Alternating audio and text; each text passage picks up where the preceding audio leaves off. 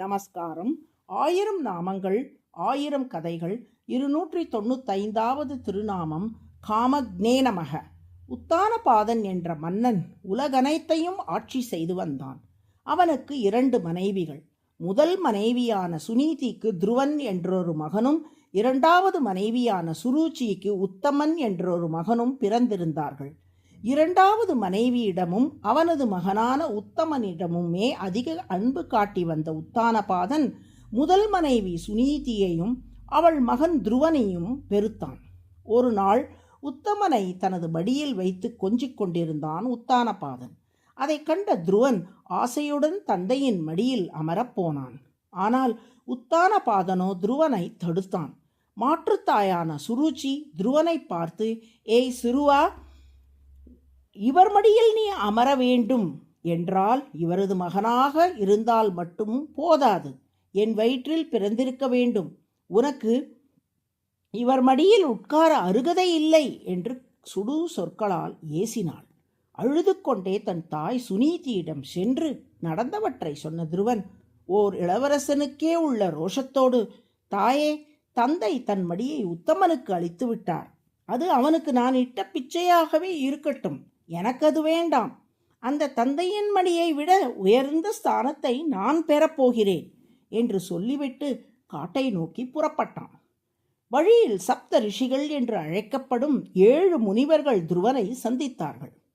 அந்த முனிவர்கள், "குழந்தாய், நீ திருமாலை குறித்து தவம் செய். அவரது அருள் இருந்தால் மிக உயர்ந்த ஸ்தானங்களும் பதவிகளும் தானே உன்னை தேடி வரும்" என்று அறிவுறுத்தி திருமாலை குறித்து தவம் இயற்றும் முறையை துருவனுக்கு உபதேசம் செய்தார்கள். அவர்களின் ஆசிகளை பெற்றுக்கொண்டு மதுவனம் என்ற கானகத்தை அடைந்தான் துருவன். ஒற்றை காலில் நின்றபடி இதயத்தில் திருமாலை நன்கு நிலையுறுத்தி கொண்டு கடும் தவம் புரிந்தான் துருவன். அவன் தவத்தில் ஆழ ஆழ அவனது உடல் எடை மிகவும் அதிகரித்தது. அவன் எந்த திசை நோக்கி சாய்கிறானோ அந்த திசை நோக்கி அகிலமெல்லாம் சாயத் தொடங்கியது. அவனது தவ நெருப்பு தேவர்களையும் சுட்டது. இனியும் தாமதிக்கலாகாது என எண்ணிய திருமால் துருவன் முன்னே வந்து தோன்றினார். திருமாலை தரிசித்த ஆனந்த பரவசத்தில் அவரை துதிக்க விழைந்தான் துருவன். ஆனால் அந்த பச்சிளம் பாலகனுக்கு கவிப்பாடத் தெரியவில்லை. திருமால் தன் சங்கினால் துருவனின் கன்னத்தை தடவவே அதனால் ஞானம் பெற்று திருமாலை துதி செய்தான். "உனக்கு என்ன வரம் வேண்டும்?" என்று திருமால் கேட்டார். அதற்கு விடையளித்த துருவன், "இறைவா, என் தந்தையின் மடியாகிய பதவியில் என் தம்பி அமர்ந்து விட்டான். அதனால் அதை காட்டிலும் உயர்ந்த பதவியை பெற வேண்டும் என்று எண்ணி தவம் புரிந்தேன். இப்போது உன்னை தரிசித்த பின் பதவிகளில் உள்ள ஆசைகள் எல்லாம் என் மனதில் இருந்து விலகிவிட்டன. உன்னிடம் ஆசை என் மனதில் பெருகி வருகிறது. என்றென்றும் உனக்கே தொண்டனாக இருந்து உனது குணங்களை அனுபவித்து கொண்டு உனக்கு கைங்கரியம் செய்ய விழைகிறேன்" என்றான். திருமாலோ, "துருவா, எனது தரிசனம் என்றுமே வீண் போகாது. உனக்கு 2 வித வரங்களையும் தருகிறேன். முதலில் நீ முன்பு கேட்டபடியே 3 உலகுக்கும் மேலே உள்ள துருவஸ்தானம் என்ற பதவியை உனக்கு அளிக்கிறேன். உலகமே அண்ணாந்து பார்க்கும்படி அப்பதவியை அலங்கரிப்பாயாக. இரண்டாவதாக, அந்த துருவ பதவியில் இந்த கல்ப காலம் முழுவதும் இருந்த பின் என்னை வந்து அடைந்து எனக்கு தொண்டனாவாய்" என்று அருள் புரிந்தார். திருமாலே, எனக்கு பதவியில் இப்போது நாட்டம் இல்லாவிட்டாலும் உன் பிரசாதமாக எண்ணி நீ தந்த துருவ பதவியை ஏற்கிறேன். உனது திருவடிகளை வந்து சேரும் நாளை எதிர்நோக்கி அங்கே காத்திருப்பேன் என்றான் துருவன்.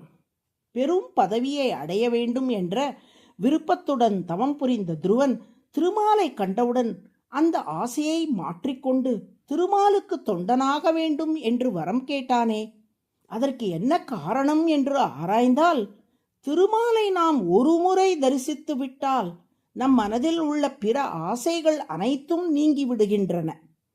வண்ண தொலைக்காட்சி பெட்டியை பார்ப்பவர்கள் கருப்பு வெள்ளை தொலைக்காட்சி பெட்டியை பார்க்க விரும்புவதில்லை. சொகுசு காரில் பயணம் செய்பவர்கள் சாதாரண ஊர்திகளை விரும்புவதில்லை என்பதையெல்லாம் உலகியலில் நாம் காண்கிறோம். அவ்வாறே மிக உயர்ந்த அமுதமான இறைவனின் அழகை அனுபவித்தவர்கள் அதன்பின் உலகியல் விஷயங்களில் நாட்டம் கொள்வதில்லை. இவ்வாறு தனது அழகையும் குணங்களையும் காட்டி அடியார்களின் மற்ற ஆசைகளை போக்குவதால் திருமால் காமகா என்றழைக்கப்படுகிறார். காம என்றால் ஆசை என்று பொருள். காமகா என்றால் தன்னை தவிர்த்த பிற விஷயங்களில் உள்ள ஆசைகளை போக்குபவர் என்று பொருள். அதுவே சகஸ்ரநாமத்தின் 295வது திருநாமம். காமக்னே நமக என்று தினமும் சொல்லி வரும் அன்பர்களின் மனதில் உள்ள உலகியல் ஆசைகளை திருமால் நீக்கி அருள் புரிவார். நாராயண நாராயண.